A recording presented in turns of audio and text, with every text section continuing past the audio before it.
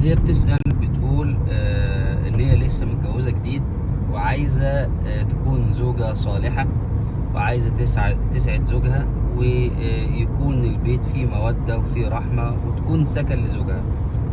طبعا ده سؤال مهم جدا، وربنا سبحانه وتعالى يملأ بيتهم سعادة ويصب عليهم الخير صبا صبا، ويصرف عنهم شياطين الإنس والجن، اللهم آمين. احتياجات الراجل بسيطة جدا جدا. الرجل في طبيعته كائن بسيط، فبيحب الهدوء. الست دايما لو فهمت دماغ الراجل هتعيش مبسوطة أيا كانت طبيعة الراجل.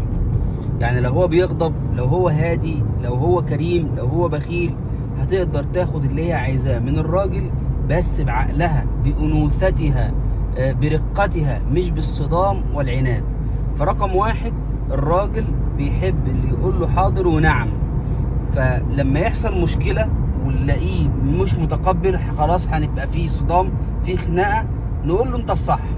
طب هو مش صح، هنرجع بعد كده في وقت يكون رايق فيه ونحل الموضوع. تمام. رقم اتنين، الراجل بيحب اللي يشجعه. لما الست تبقى زعلانة ومش مبسوطة وباين عليها ان هي مش مبسوطة، فده بيحسس الراجل بالفشل.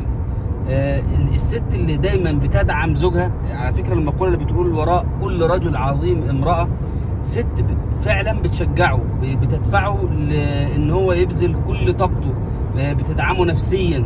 فده مهم جدا ان انت تشجعيه. لما يجيب حاجة للبيت، يعني تحسسين ان هو فعلا عمل لكم حاجة.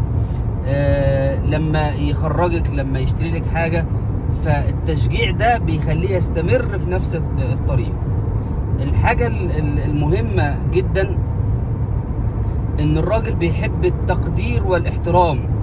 فالست اللي بتقف قدام جوزها او ممكن تقول له كلمة ملهاش لازمة قدام الناس، ده بيخليها تسقط من نظره، فخلاص هو مبقاش شايفها مصدر للاحترام، فمش هيحبها.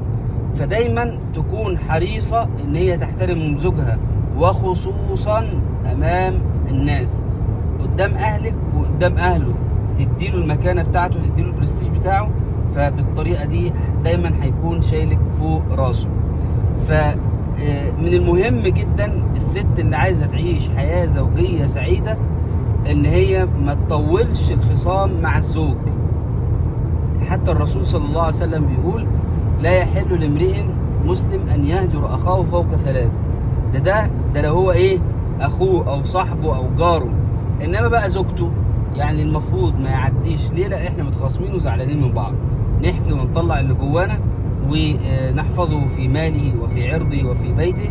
وربنا سبحانه وتعالى يعني يلهمكم الطريقه الصحيحه والمناسبه اللي تعاملوا بها مع بعض، وتعيشوا حياه سعيده وهنيه، اللهم امين.